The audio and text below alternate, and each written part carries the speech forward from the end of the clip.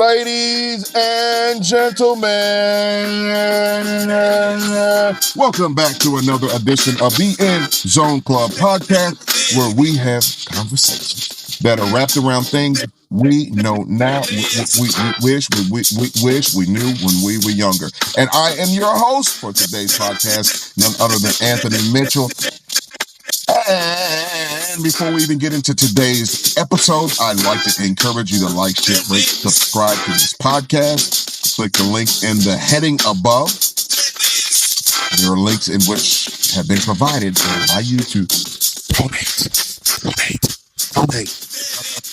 With that said, guys, we are getting ready to go live in a few minutes. Got a great topic for you, but hey, buckle your seatbelt, because this one is going to be different. Anyone I've ever been. I know you're gonna dig this. There it is. There it is. There it is. There it is.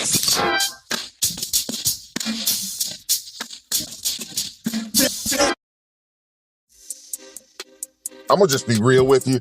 I wish I had more time in the world to delve into this conversation. So because I'm only dealing with 15 minutes here, I am going to skip a lot of the preliminaries and get into it. But I think I've started scaring off potential guests, because I had, it was about 2 or 3 episodes ago, where there were actually several people that emailed me out of the blue wanting to come on the show. And I think after my last content, I think it started scaring people away, which is fine. That's part of the nature of this business. Maybe I haven't scared them away. I know a lot of people are busy. As we are adults, we have things to do. But me being the person that I am, I'm kind of like not a culture vulture, but I'm somebody that scours the waiver wire. If you're a sports fan, you would know the waiver wire is anytime a player's cut. People are going through, whether it's fantasy football or just real sports, they're watching to see who's cut and what addition it can add to the team if they, find value in said player that was cut and add them to the team. Maybe it's a position of need for you. As a 49er fan, I've always thought we still need a kicker. Right now, we have needs at the offensive line and other things. So every week we're watching to see maybe who's available that can fit maybe one of our ongoing needs. As you saw just last game, Nick Bosa has another torn ACL. So one of the needs that has popped up this week is for a defensive end that can rush the quarterback and add pressure and maybe alleviate some of the stress the other defensive linemen that are being double teamed are getting.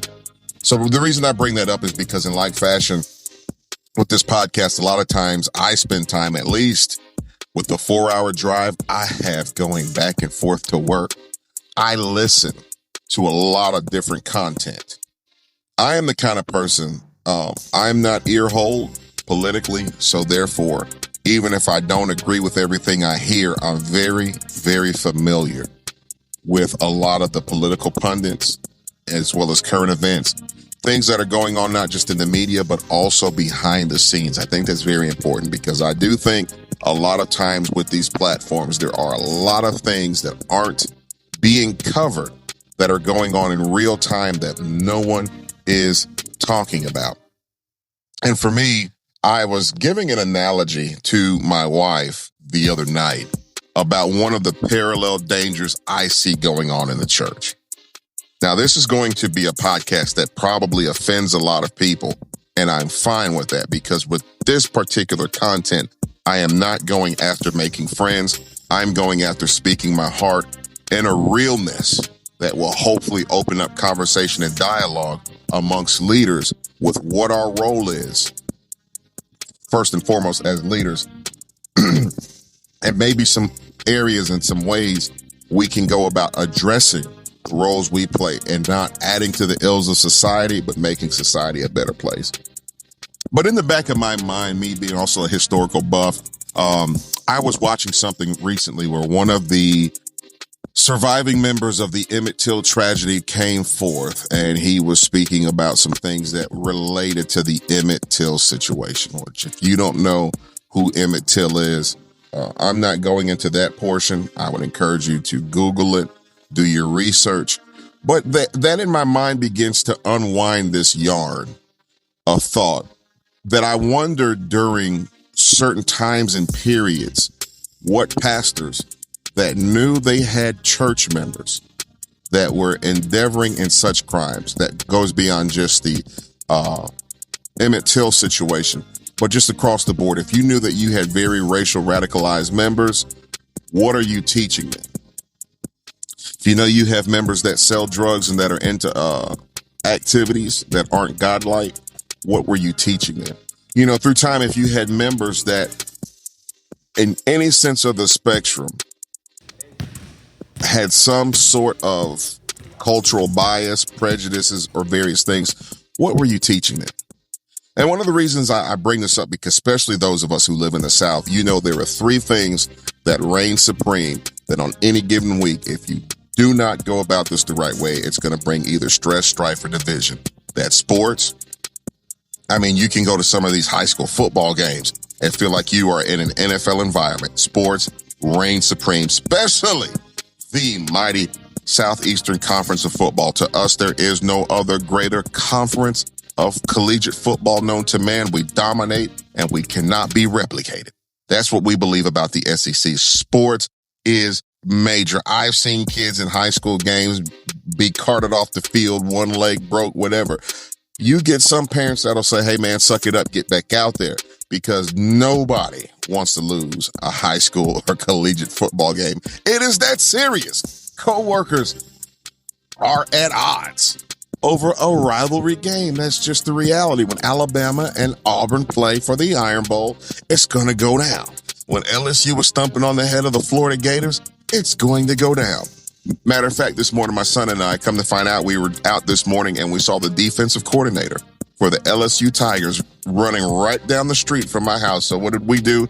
We went over. The LSU Tigers are staying very close proximity to my home en route to playing the Oxford Tigers, known as Ole Miss, Hotty Toddy Rebel Tiger. I don't know what they go by now. Land Sharks, Rebel Bears. I can't follow it, but all I know is we're getting ready to lay it down on them. So went out there. Portland got a chance to get a few pictures in front of the school bus, in front of the big tractor trailer that has the LSU insignia. Hey, let's just have a good time. Saw a few coaches out, saw several players, but in the South, what I'm getting at is sports reign supreme.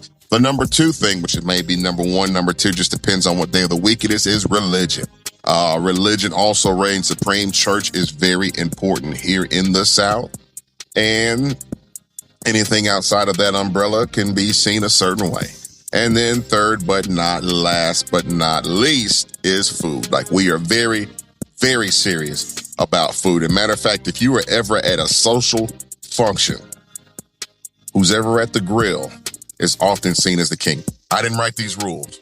I'm just saying. That's usually who is king. But with those three topics, sometimes I've always felt that, you know, sports can be a pastime, that whatever your week is like, however hard you work, it's that opportunity for you to have an escape, for you to cheer, release steam, stress, whatever. These things are the three things are very important. However, in leadership, sometimes we have allowed ourselves to really not talk about the issues that ail our people. Let me explain it. I remember growing up as a church musician, oftentimes we would go and get invitations to various churches, maybe to do revivals. That's what's big in our church community, especially back in the 90s and 2000s. We're going to do revival. Whatever pastor was preaching, we as musicians, we followed, and we provided that same level of excellence everywhere we go, where you knew when we played with passion, we played with energy. You could tell we practiced together, and we just had that sense of unity that I knew where he was going, he knew where I was going. We knew how to get to the end of these songs and through a service and get the you already know where I'm going with it, but you knew how we needed to climax this said event. I'm telling you, pastors have long realized that the better your musicians are that are traveling with you, the more advantageous it is to the overall ambience of the crowd, as well as once people start feeling good, they start getting energetic, then it's going to loosen the purse strings too. I mean, it is what it is. And I noticed in some of these revivals, right, that the pastors sometimes, and not even I'm not even talking about my pastor, but just he was very well-rounded in what he taught. But I would notice sometimes the churches that we had been invited to, sometimes they would get on these topics where they would preach about what they consider to be the ills in our society. And there would be certain topics, which I'm not going to focus on, but they would talk about certain topics of sin.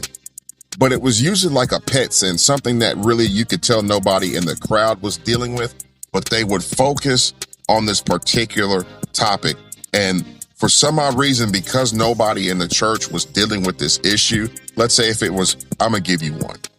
No, I can't. I'm not going to use that analogy. But there would be certain pet sins, just follow me, that they would focus on. And they would run it in the ground and people would shout, they'd get excited. But because it wasn't something someone in the church per se was dealing with, people got excited and emotionally energetic over the word. However, this particularly to me was an ineffective mode of operation, because as long as you're not preaching to anyone in the crowd, to me, it's nothing more than an illusion.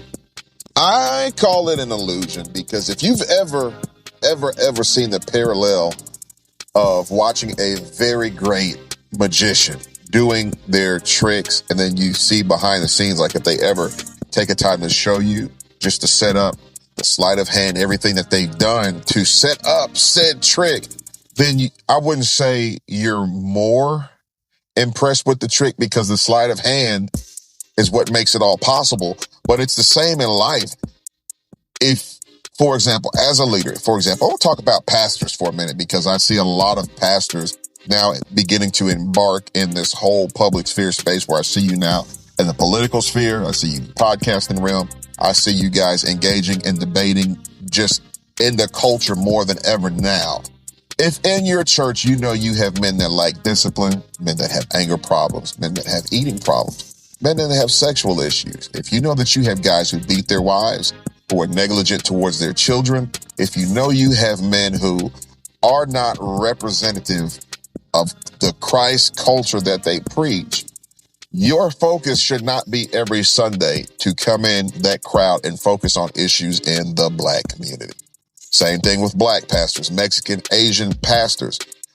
It's not a culture fight that we're fighting. It's right and wrong. It's the fact that Jesus taught us when we pray that heaven invades earth. But he didn't tell us to do it in a way that we try to dominate the people around us and force people to see our view, because the greatest thing you and I could ever do is live a life that's conducive and attractive and magnetic in a way that people that have the deficiencies that they're hoping to overcome in their lives, that when they meet you and you're in an area of strength, you're in a positive reflection of Christ in that area. The idea is that you're pulling them just by reason of how you're living to be able to do that. And I know in my life, I'm falling short in some areas because I know all the time my conversation is not always spiritual. A lot of times I'm carnal. A lot of times just by reason of whatever. There are certain appetites that I have to suppress and learn to work on.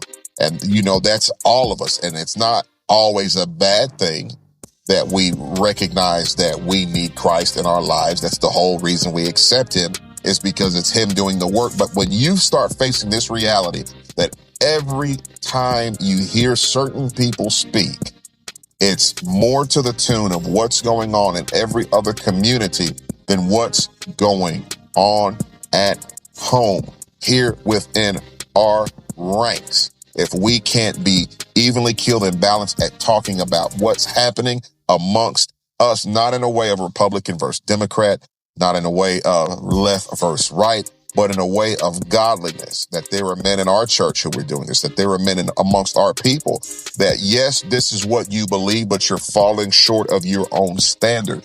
The day we become self-aware of who we are, what we really are, and stop focusing on things that have nothing to do with us, I promise you a lot of this division that I'm seeing will go away. But I'm at a point where I'm wondering, has the grift divided our culture so much that now, for the sake of pride and ego and holding on to this thought that I'm right and that I'm better because I'm a Democrat or because I'm a Republican, or you know what, I'm better than all of y'all because I'm independent, Christ was none of that. Christ wasn't a Republican. Christ wasn't a Democrat. Christ wasn't an independent. None of these virtues by right make you any closer to Christ just because you're a part of said party. You know, sometimes being out of my military uniform, people tell me how much, oh my God, we love you. We thank you. They really show their due diligence and being thankful for the sacrifice that our service members make. And I understand that.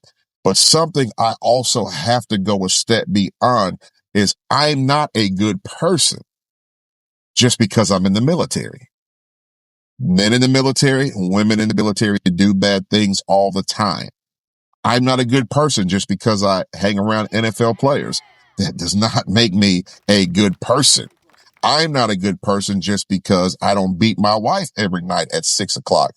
What makes me even having a grain of anything worth talking about is because I've accepted Christ in my life. And from that point on, it's his work to make me what he desires for me to be. And that's the self-service and humbling and humility and meekness that we as a culture and a country have to get back to. We are pointing too many fingers at each other and not focusing on the issues that affect us ourselves. That sleight of hand where I'm hearing pastors getting on podcasts and declaring black people to be just immoral next to seeds of Satan. That's not conversation. That's, if you're actually listening to yourself, that I feel like you should even be saying. Because at some point, the moment you begin to offend people, I don't care how great your testimony is. I don't care how great you're of a platform you have. I don't care how great you are eloquently. The moment you begin to offend the very people you feel like you were trying to help is the moment you have lost your testimony amongst said people. This is why I am not disparaging towards the LGBTQ community. I am not disparaging towards my white friends, my Asian friends, my Mexicans, and my own people. I see a lot of pundits that are so negative about their own crowd that I'm wondering, man, where is the love? It's hard to speak very disparagingly about people that you love. That's supposed to be the center point of Christianity, that even though Christ declared that all that was in the world is the pride of life, the lust of the eyes, the lust of the flesh, that's the system that he's talking about. But the people was the same ones that there was so much love for that he came and he died so that we might live and have access to all heavenly things. It's the people that God is in love with. So even if there are things about you that I don't like, that things that are in you that are influenced by this world system, the reality is the people. It's the heart. You are the bounty that Christ paid for. You are the one that's made in his image and his likeness. It's not up to me to determine who Christ should have died for. That's not my right. That's not my call. Neither it is yours. It's not my right to believe that because I feel like I know more than you, that makes me better than you, or because I'm a part of this religious affiliation, that makes me better than you, or because I believe this way politically, that makes me better than you. That's all lies, and it's all things that when you stand before God and you're wondering how these people are able to say in scriptures, hey, Christ, I stood before you, but you said you didn't know me, even though I had done all of these powerful things in your name. It's because your heart is not connected to God.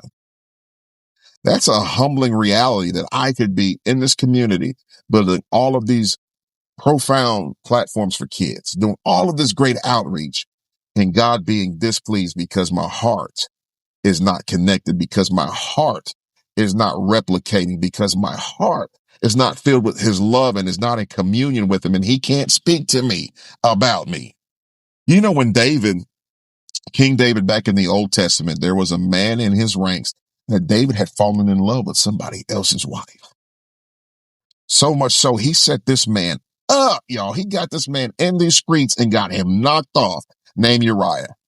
And when the time came for God to express his displeasure to David for his actions, the Bible says because David had a heart that was like God, he had accountability for his ways. And God said, I loved him. didn't overlook the wrong he had done, but God loved the idea that there was this man that was able to realize, man, I'm wrong. I'm wrong. I'm not focused on what's going on in Uriah's house and using that as an excuse for me to do what I did to him. I'm looking at me and saying, man, I messed up. I messed up. Can anybody that's hearing this podcast say, you know what? I've been focused on every other community except my own heart.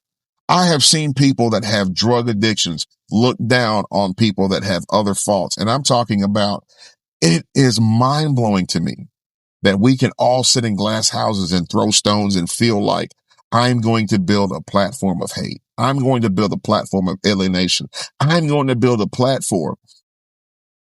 I can keep going with this one, but I am pouring out my heart because we as leaders, if we're going to reflect God's love, God's grace, God's mercy, I pray that he gives us this, what we used to call the spirit of learning, but being eloquent enough in our etiquette to be wise with the way we win souls, because we are in a time when now people are easily offended. And it's not saying that you always have to have a sword out, that you always have to hit people with a hammer to attract them. Pray that God gives you the grace, the wisdom to be able to operate the way that you should be so that people can feel your love. When people feel your love, then they're able to receive the truth in truth from you. When my grandmother or even my parents who were older at having kids, and you know what?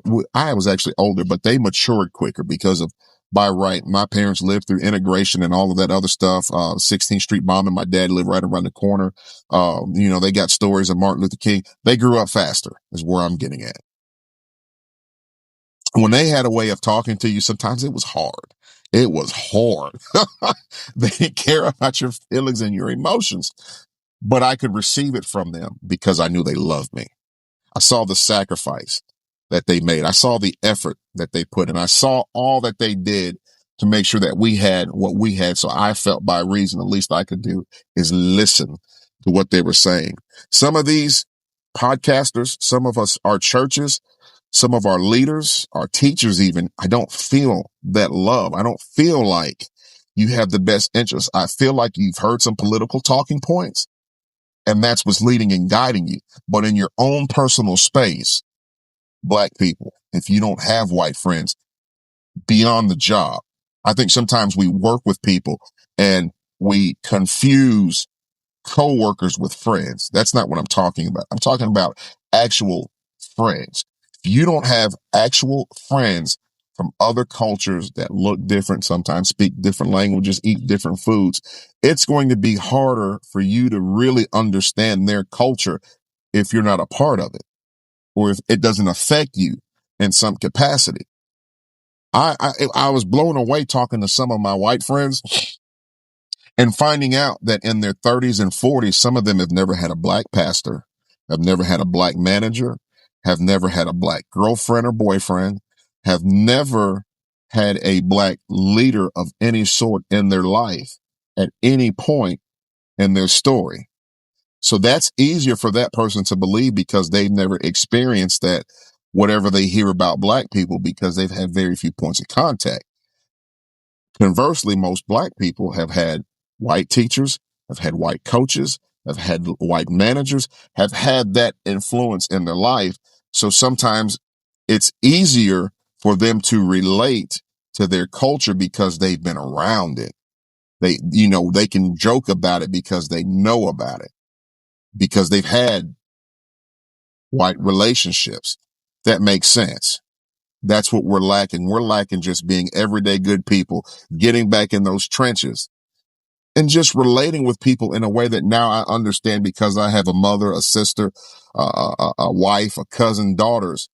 Now that changes my whole mindset of how I look at women. Because I have a Black son, sons, cousins, friends, co-workers who have sons, brothers, cousins, leaders, pastors. I understand the struggle that has been in place for a long time that is teaching a lot of our young men to have to live through survival. I want to see a generation that is raised through love. I want to see a generation that is not raised in impoverished situations under a system that makes it harder for them to represent more of the American dream in their life than what we've seen. We're not a monolith. All of us, I've never had food stamps. There's some struggles that some of my friends have. If we start talking, yeah, maybe I can talk about some things, but there are various degrees of living that many of us have gone through that you cannot just talk about us in such a negative way that you're going to expect us to have a positive relationship with what you're providing until we change. I want to see that. I want to see more love and unity amongst the body of Christ, where there are fellowship, where you see black pastors pastoring white churches, where you see whites and blacks sitting at the table and Mexicans aren't being looked at as illegal immigrants. And these sorts of things are being stereotyped or typecast just because they are Latino and Mexican, and that there are no hatred towards the Asians. And that, there was a time here a few years ago where the Asians were really under fire because people were really lashing out against them for no reason. And I don't understand it. Why do we have to have such a negative viewpoint of other people just because they're not a part of our community?